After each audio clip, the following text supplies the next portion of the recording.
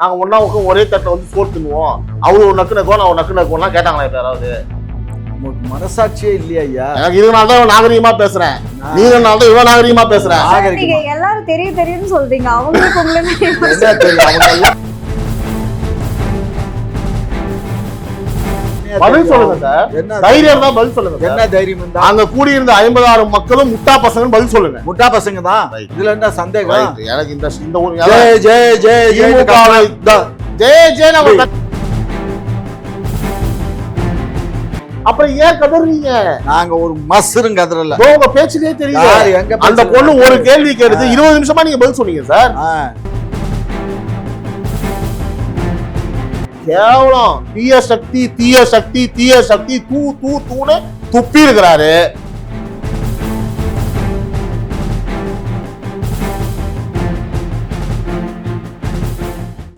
வாங்க வாங்க அடுத்து ஐயா மதிப்பிற்குரிய மாண்புமிகு அமைச்சர் திரு மூர்த்தி அவர்களுடைய பத்திரப்பதிவு துறை ஊழலை பத்தி சொல்லுங்க.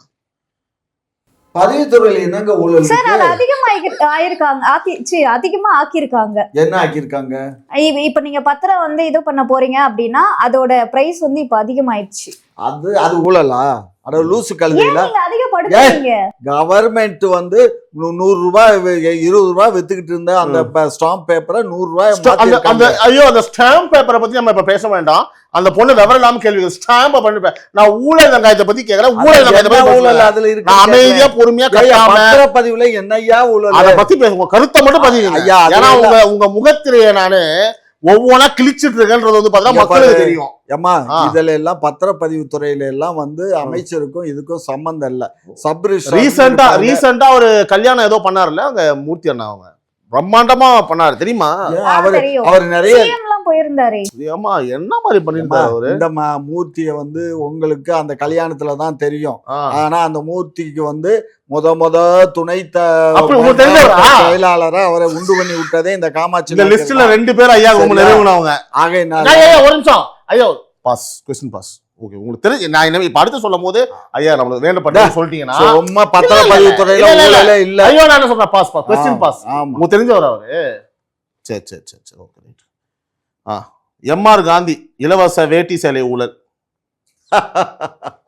அவரும் தெரிஞ்சவரா? ஏங்க எல்லா அமைச்சர் எல்லா டிபார்ட்மெண்ட்டையும் எடுத்து கம்பி போட்டு வச்சுக்கிட்டு இவர் ஊழல் அவர் ஊழல். ஏங்க இலவச வேட்டி சேலையில எல்லாம் ஊழல்னு சொன்னா நீங்க எல்லாம் மனுஷனா? ஏங்க அந்த சேலை வேஸ்ட் என்ன பேசணும்னே தெரியாம நீங்க பேசுறதே பேசுறீங்க. 50 ரூபா 60 ரூபா. நீங்க ஆரம்பத்துல பயங்கரமா என்ன பண்ணீங்க அப்படின்னா ஆரம்பத்துல என்ன பண்ணீங்கன்னா சாரி ஐயா ஆரம்பத்துல வந்து நீங்க நிறைய பேசுனீங்க. இப்போ வந்து பாத்தீங்கன்னா ஒரு 20 நிமிஷமா வந்து பாத்தீங்கன்னா நான் கூட கேள்வி மட்டும் தான் நான் பேசவே இல்லை. ஆனா நீங்க பேசுறதே பேசிட்டு இருக்கீங்க திரும்ப திரும்ப. தெரிஞ்ச ஒரு இல்லாத ஒன்று ஐ பெரியசாமி ரெட் கலர் ஜட்டி தான் போடுவாரு, அவர் பிளாக் ஜட்டி போட மாட்டாரு. போடுவாரு. நான் பார்த்தா டான்டெக்ஸ் ஜட்டியாம்பா. ஐ பெரியசாமி என்ன ஜட்டி போடுவாங்க கூட ஐயாவுக்கு தெரியும். ஆமா நீங்க தான் வாங்கி ஊழலை பத்தி பேசுங்க ஐயா. மக்களுக்கு வந்து பாத்தீங்கன்னா ஒரு விஷயத்த வந்து நான் குற்றச்சாட்டு வைக்கிறேன் அப்படின்னா அப்பெல்லாம் கிடையாதுப்பா. இது மாதிரி இந்த மாதிரி இந்த டிபார்ட்மெண்ட்ல இப்படிதான் இயங்கும், இந்த மாதிரி இப்படிதான் கண்ட்ரிபியூட் இருக்காங்க, இந்த ஊழல் பண்றது வாய்ப்பு கிடையாது, இவங்க தான் குற்றச்சாட்டை வச்சிருக்காங்க, இதோட நிரூபிச்சிருக்கோம், இது கேஸ் இங்க இருக்குது, 2 வாய்தா போயிடுச்சு, நாங்க இந்த கேஸ் நிலைமையில இருக்குது அப்படின்னு நீங்க விளக்குனீங்கன்னா நானும் வந்து பாத்தீங்கன்னா ஓ அப்படியா தெரிஞ்சுப்பேன். அதை விட்டே பாத்தீங்கன்னா உனக்கு வந்து பாத்தீங்கன்னா ஏமா நீ கம்முனு நீ பேசாத, உனக்கு வந்து இவர் இப்ப தெரியுமா, எனக்கு 10 வருஷத்துக்கு முன்னாடியே தெரியும், அப்பவே நாங்க ஒன்னா காசு மக்கள் காசு கொள்ளையடிச்ச ஆளுங்க தான், அவன் என்ன ஒண்ணு விட்டு மச்சான் தான், நாங்க ஒன்னா ஒரே தட்டுல வந்து சோறு தின்னுவோம், அவரு ஒரு நக்கு நக்குவோம் நான் ஒரு நக்கு நக்குவோம்லாம் கேட்டாங்களா இப்ப யாராவது? உங்களுக்கு மனசாட்சியே இல்லையா ஐயா? எனக்கு இதனாலதான் நாகரீகமா பேசுறேன், நீங்கனாலதான் இவ்வளவு நாகரீகமா பேசுறேன். எல்லாரும் தெரியும்னு சொல்றீங்க, அவங்களுக்கு உங்களுக்கு என்ன தெரியும்? அவங்க எல்லாம் ஊழல்வாதி. அவரெல்லாம் லேஅவுட் மூர்த்தி எல்லாம் வந்து நிறைய லேஅவுட் போட்டாருமா. லேஅவுட் போட்டு அதுல எவ்வளவு கொள்ளடிச்சாரு தெரியுமா உங்களுக்கு? சம்பாரிச்சாரு அவரு. அதுக்கப்புறம் தான் அவர் அமைச்சரானாரு. சரி அடுத்து சிக்கும் திமுக அமைச்சர் மனோ தங்கராஜன் தங்கை பேரில் ரூபாய் 100 கோடி மதிப்பிலான அரசு நிலம் போலியாக பதிவு செய்யப்பட்ட விவகாரத்தில் தாசில்தார் மற்றும் வருவாய்த்துறையினர் மீது நடவடிக்கை ஏன் எடுக்கவில்லை? ஐயா இந்த விஷயங்கள்ல நான் தலையிடுறது இல்லையா. இல்ல நான் மட்டும் தலையிட்டு அப்படியே கிழிச்சு எடுத்துருவாரு விஷயத்துல. அதாவது அரசு புறம்போக்கு நிலத்தை வந்து தங்கச்சி பேர்ல பட்டா போட்டிருக்காரு, போட்டிருந்தா அரசு நிலத்தை போட்டு அது தவறு. யாரு கேட்டா தெரியுமா? இவரு பண்ணிருப்பாரு நம்ம அதான் இந்த கட்ட பஞ்சாயத்து இயக்கமா? கட்ட பஞ்சாயத்தா? அரசியலில் வயதாக ஆக ம், முதிர்ச்சி அடைய வேண்டும் காமாட்சி ஐயா அவர்கள். ம், ம், நீங்க வந்து அரசியல் சாணக்கியன், பிரதமரெல்லாம் வச்சு நிகழ்ச்சி பண்ணிருக்கீங்க. ம், திமுகவுக்கு வந்ததுக்கப்புறம் முரசொலியை படிச்சு உங்களுக்கு மூளை மழுகி போச்சு. ம், ஓபன் பண்ணா உள்ள ஒரே திமுக குடும்பம் தான் இருக்கும் மண்டக்குள்ள. ம். புரியுதா? இத சொன்னது வந்து உயர்நீதிமன்றம். அட போங்க நீங்க இந்த உயர்நீதிமன்றம் சுப்ரீம் கோர்ட்ல ஜெயிச்சுட்டு போங்க. ஏமா என்ன ஆமா நோமான்னுக்கிட்டு இதுக்கு விட்னஸ் வேணும், நிரூபிக்கணும். இவங்களால நிரூபிச்சாங்கன்னா அதுக்கப்புறம் நாங்க சுப்ரீம் கோர்ட்டுக்கு போறோம். அது தப்பு அதாவது சொல்லி தீர்ப்பா வாங்கிட்டு வரோம். நிரூபிச்சாங்கன்னா அப்ப நிரூபிக்கவே விட மாட்டீங்களா? நிரூபிக்கிறது எங்க அவர் நிரூபிக்காது சொன்ன ஆர்டிகல் பாத்தியா? ஏமா எங்க இல்லைங்க, நான் ஆட்சி சொல்றேன். இந்த குற்றச்சாட்டுகளும் இருங்க, நான் நடக்கல. சொல்லிடுறேங்க. சொல்லுங்க. சென்னை உயர்நீதிமன்றம் சொல்லிச்சையா, சரி நான் கூட என்னமோ நினைச்சிட்டேமா, இல்லைன்னா அங்க போய் நாங்க வாங்கிக்க போறோம் ஒரு மேட்ரா. ஆமாங்க, இதெல்லாம் ஒரு பெரிய இஷ்யூவா? சும்மா ஜுஜிபி.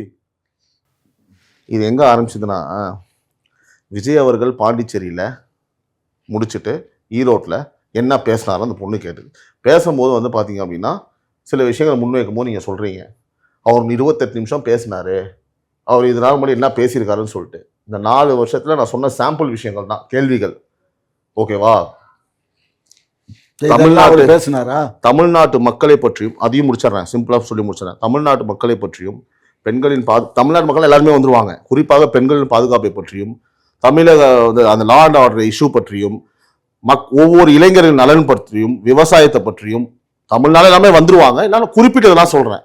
விவசாய நலன் பற்றியும் பெண்களின் பாதுகாப்பை பற்றியும் லா அண்ட் ஆர்டர் பற்றியும் துளியும் துளியும் துளியும் ஓகேவா அக்கறையே இல்லாத ஒரு மானங்கட்ட அரசு தான் உங்க அரசுன்னு நான் சொல்லல, விஜய் அவர்களும் சொல்லல.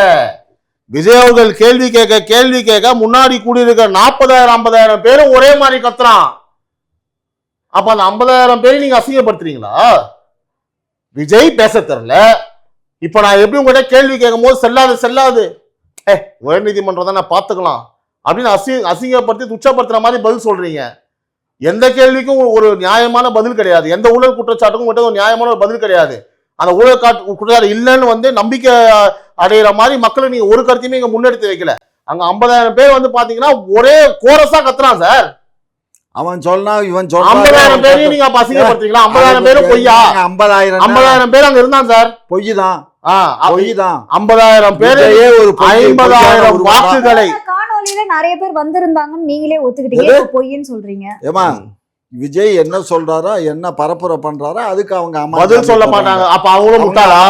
அவங்க முட்டாளா இல்லையான்னு எனக்கு பதில் சொல்லுங்க சார். என்ன தைரியம் தான் பதில் சொல்லுங்க. என்ன தைரியம் இருந்தா அங்க கூடியிருந்த 50,000 மக்களும் முட்டா பசங்க பதில் சொல்லுங்க. முட்டா பசங்க தான். இதுல என்ன சந்தேகம்? எனக்கு இந்த ஒரு ஜெய் ஜெய் ஜெய் ஜெய் நம்ம கத்தல சார். கேள்வி கேக்குறாரு. கேள்வி 520 வாக்குறுதிகளை கொடுத்தாங்களே, அதை இத செஞ்சாங்களா? செய்யல கத்துனாங்கல்ல. இதே மாதிரி தானே மாண்புமிகு முதலமைச்சர் புரட்சித் தலைவி அம்மா இறந்துட்டாங்க. இப்போ இதே மாதிரி மக்கள் கிட்ட இன்டராக்ட் பண்ணாங்க. மக்கள் பிரம்மாண்டமான பதில் வந்தது இல்ல? வந்துச்சு. அதனால தானே வந்து பாத்தீங்கன்னா மண்ணை கவிட்டு போனீங்க. ஆமானா உண்மைதானே? உண்மைதான் சார். அவரு நாங்க தான் சுப்ரீம் கோர்ட்ல தண்டிக்கப்பட்ட தண்டனை பெற்ற குற்றவாளி. நாங்க தான் கர்நாடகா சிறையில இருந்துட்டு வந்த குற்றவாளி. அட வேலை பாருமையா. உங்களுக்கு ஏன் சார் அதிமுக ஜெயலலிதா அம்மா பத்தி பேசினா மட்டும் ஏன் சார் உங்களுக்கு பொங்கிட்டு வரதா? நான் வாழ்க்கை உங்களுக்கு பர்சனலா வந்து சார் அவங்களுக்கு நல்லவன் யாரும் கெட்டவன் யாரும் தெரியும். அழகா அவங்களை ஒதுக்கி வச்சிட்டாங்க. அதுக்கே அவ்வளவு கெட்டவன். ஆமா, இந்த மாதிரி பேசக்கூடிய எப்படி சார் அவங்க வந்து வளர்த்து விடுவாங்க? இப்படிதான் சார் வச்சுப்பாங்க. நீங்க தனிப்பட்ட நபரா ஒரு நல்ல வச்சுக்கலாம். நீங்க வந்து ஒரு தனிப்பட்ட நபர் நல்லவரா இருக்கலாம். ஆனா திமுக நீங்க முட்டு கொடுத்து பேசுறது வந்து நியாயம் இல்ல சார். நியாயம்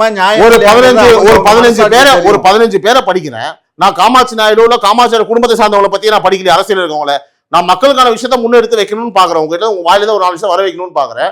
எதையுமே ஒரு துச்சமா நீங்க மதிக்காம செல்லாது அதெல்லாம் ஒண்ணு கிடையாது.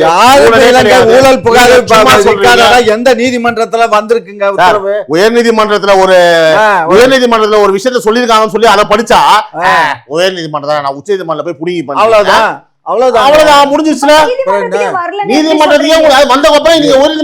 நீதிமன்றத்துல எங்க மேல குற்றச்சாட்டு நிரூபிச்சிருக்கா? எந்த குற்றச்சாட்டு எங்க இதுல சொல்லி இருக்கு? விஜய் வந்து திமுக காரர்களை செருப்பால் அடித்தது போல ஒரு கருத்தை முன் வச்சாரு சார். ஓகேவா? அசிங்கம் அது.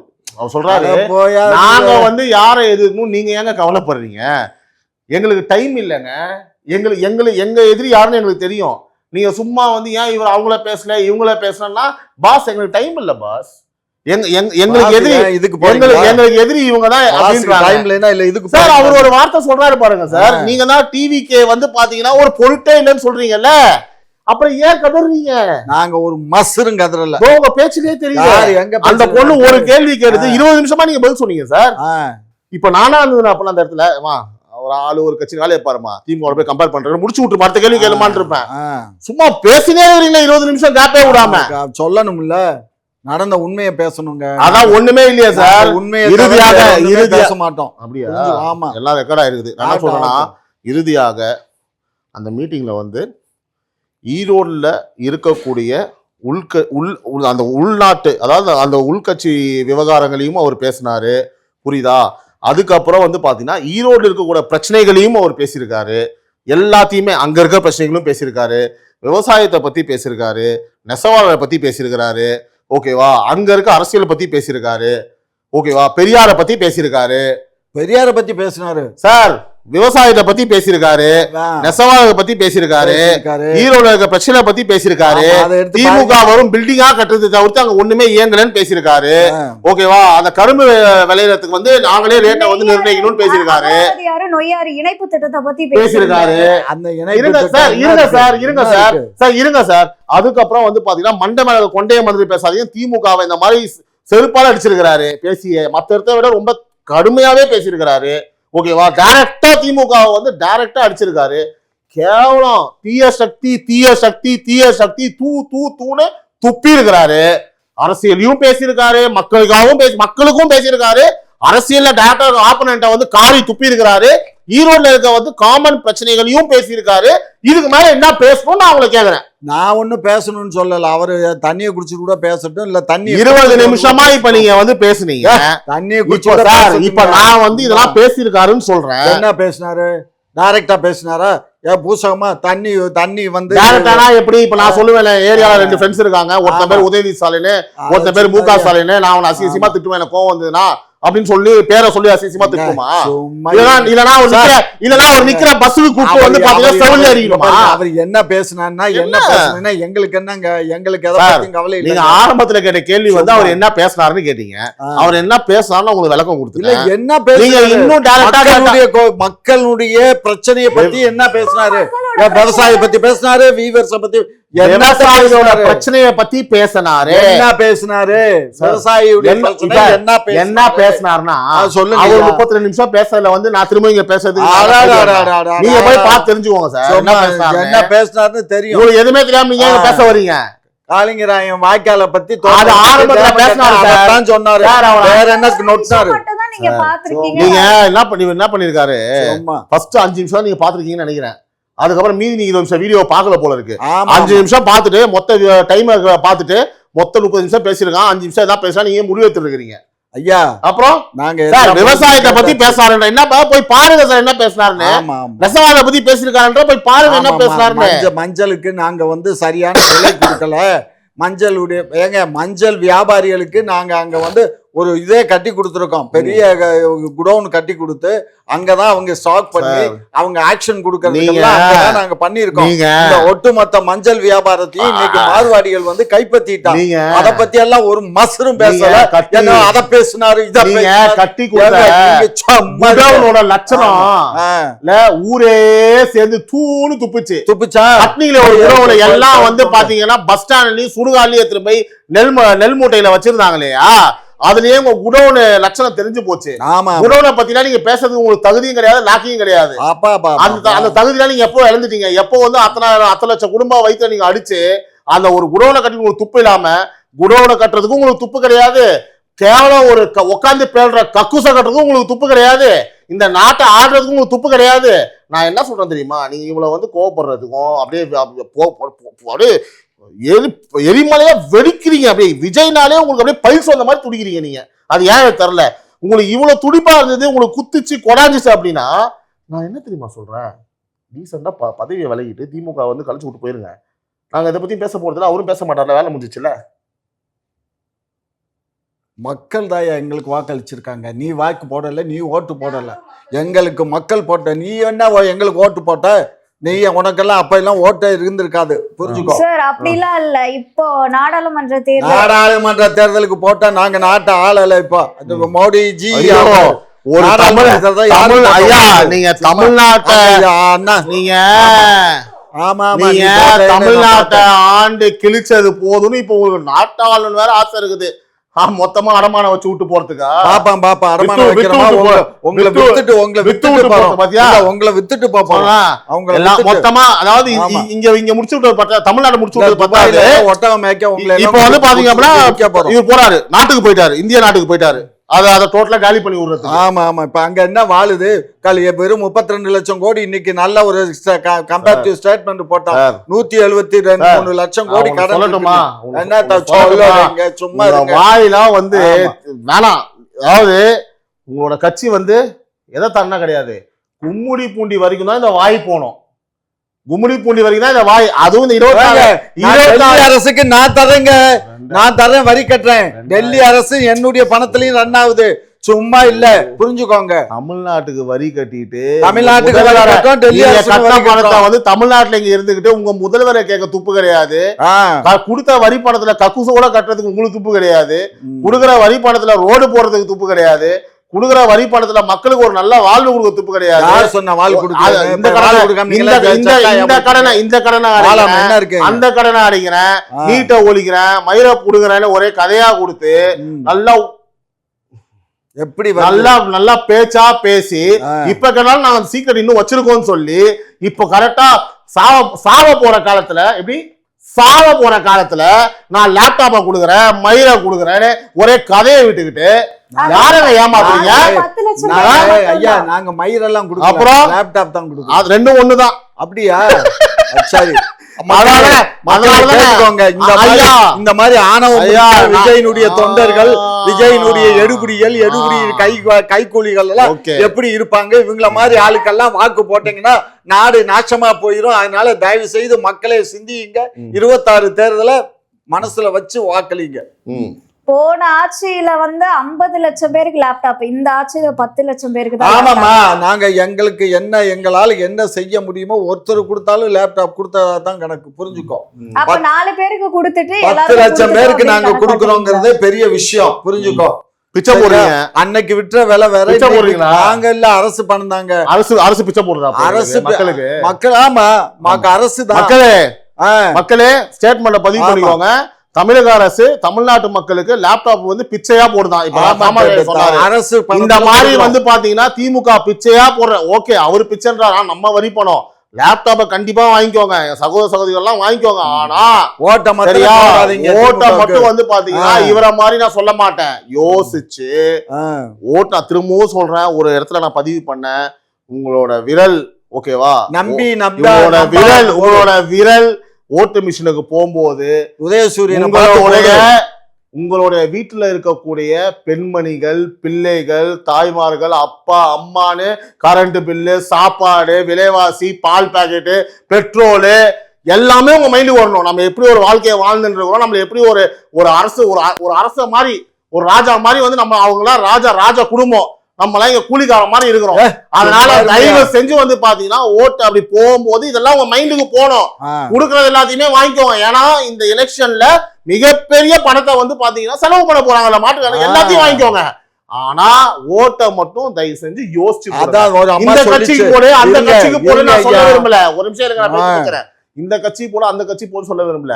இந்த 4 வருடங்கள்ல என்ன நடந்துச்சுன்றத ஒரு வாட்டி நீங்க ரீவைண்ட் பண்ணி பாருங்க. காலைல சொல்லி நீ ஓட்டு போட போறீங்களா, உட்காந்து யோசிங்க. 4 வருஷமா இந்த ஆட்சி எப்படி நடந்தது, லேண்ட் ஆர்டர் எவ்வளவு இருந்தது, பெண்கள் மீதான குற்றங்கள் எவ்வளவு அதிகமா இருக்கு, சின்ன குழந்தைகளுக்கான பாலியல் வன்கொடுமை எவ்வளவு அதிகமா இருக்கு, விவசாயிகள் இருக்காங்க, அவங்க என்ன நல்லது பண்ணிருக்காங்க, இளைஞர்கள் என்ன நல்லது பண்ணிருக்காங்க, காலி பணியிடங்களை வந்து நாங்க நிரப்புவோம்னு சொன்னாங்க. 1 லட்சம் வேலை கூட அவங்க நிரப்பல. எவ்வளவு வேலை வாங்கி கொடுக்கறதுல வந்து பாத்தீங்கன்னா 1000 கோடி ரூபாய் ஊழல். இப்ப நான் சொன்ன ஒரு 15 லிஸ்ட் அவன் படிச்சேன், எதுக்குமே பதில் கிடையாது. எல்லாத்தையுமே ஊழல் நடந்திருக்கு. நீங்க கூகுள்ல தட்டி பார்த்தா உங்களுக்கு எல்லாமே கிளியரா தெரியும். இவங்க சொன்னா ஆர்டிஐ போடுறதா எல்லாமே கிளியரா தெரியும். அதனால யோசிச்சு வாக்களிங்க, அவ்வளவுதான் சொல்லுவேன். ஒரு அம்மா விஜயனுடைய ரசிகை ஒரு அம்மா என்ன சொல்லுது, நான் விஜய்க்கு ஓட்டு போடுவேன், எங்க வீட்டுல எல்லாத்துக்கும் விஜய்க்கு தான் ஓட்டு போடணும்னு சொல்லுவேன், போட தவறுனா எல்லாத்தையும் விஷ வச்சு கொண்டு விடுவேன் அப்படிங்குது. அப்ப எந்த அளவுக்கு இது மீடியா சோசியல் மீடியாலே வந்துருச்சு. இந்த கேமரா முன்னாடி கேமரா இதுதான். இது வந்து ஒரு தற்கொலை கூட்டம், ஒரு தற்கொலை கூட்டம். இந்த கூட்டத்துக்கு இதுதான் தெரியும். எவ்வளவு பெரிய குடும்பத்தையே நான் வந்து விஷ வச்சு கொண்டு விடுவேன்னு ஒரு பொண்ணு சொல்லுதுன்னா அப்ப எந்த அளவுக்கு வந்து அந்த பைத்தியமா இருக்கா? ஆதங்கம் இருக்கும் இந்த ஆட்சிக்கு. ஆதங்கம் இல்ல, அது ஆதங்கம் இல்ல, அது ஆதங்கம் இல்ல. ஒரு பொண்ணு சிரிச்சாலே நான் என் புருஷனை காட்டிலும் எனக்கு விஜய் தான் பிடிக்கும் சிரிச்சாலே அந்த கேஸ் இந்த கேஸ். ஸ்டாலின் அவர்களை அவளுக்கு இவளுக்கும் வித்தியாசம் இல்ல. ஆக்கிருப்பீங்களா? இதே ஸ்டாலின் அவர்களை ஒரு லேடி வந்து பிடிக்கும்னு சொல்லியிருந்தா இப்படி அதெல்லாம் ஸ்டாலின் எந்த லேடியும் பிடிக்கும்னு சொல்ல மாட்டா, பிடிக்காதுன்னு சொல்ல மாட்டா. நாங்க மக்களுக்கு சேவை செய்றோம், புரியுதா? பிடிக்காது. ஆமா, அதனால அத அவருக்கே பிடிக்கட்டும், விஜய்க்கே பிடிக்கட்டும். அவர் இளைஞர், அவர் பிடிக்கட்டும். அதான் புருஷனை காட்டிலும் எனக்கு விஜய் தான் பிடிக்கும்னு சிரிச்சாலே அப்படிப்பட்ட தற்கூரிகள் தானே இருக்குது. வீட்டுக்கே விஷ வச்சு விடுவேன்னு சொன்ன தற்கூரி. இதுக்கு மேல என்னமா வேணும்? ஒரு பானை சோத்துக்கு ஒரு சோறு பதம். திமுக மாதிரி அந்த பொம்மநாட்டி திமுக இல்ல இல்ல மக்கள் சொல்றாங்க, மக்களுக்கு அந்த மக்களுக்கு ஒரு நிமிஷம். திமுகவுடைய பெரிய எக்ஸாம்பிளா, பெரிய எடுத்துக்காட்டா, பெரிய உதாரணமா இன்னைக்கு காமாட்சி நாயுடு திகழ்வதில் எனக்கு உள்ளபடியே மகிழ்ச்சி. நீங்க வந்து எனக்கு ஒரே ஒரு ரிக்வஸ்ட் என்னன்னு கேட்டீங்கன்னா, நீங்க வந்து எலெக்ஷன் வரைக்கும் இதே மாதிரி பேசினிருங்க. எனக்கு அதுதான் தேவை. இதே மாதிரி பேசுங்க. இதே மாதிரி ஆமா, இதே மாதிரி பேசுங்க. எப்படி இப்போ ஒரு பெண்மணியை வந்து பாத்தீங்கன்னா புருஷன் வேணான்னு சொல்லிட்டு விஜய் பிடிக்கும் சொன்னாலும் எவ்வளவு கேரக்டர் அசாசினேஷன் அவங்களோட. ஆமா, சொன்னதானுங்க. அது நீங்க என்ன எண்ணத்துல சொல்றீங்கன்னு மக்களுக்கு தெரியும். பெண்களாக மதிக்கக்கூடிய ஒரு தருணம் இதுதான். திமுக அடையாளம் இதுதான். சிறந்த அடையாளமாக திகழ்வது காமாட்சி நாயுடு. நீங்க தயவு செஞ்சு வந்து பாத்தீங்கன்னா எலெக்ஷன் வரைக்கும் இப்படியே பேசினிருங்க. சரிங்க ஐயா, என்னோட வாழ்த்துக்கள்.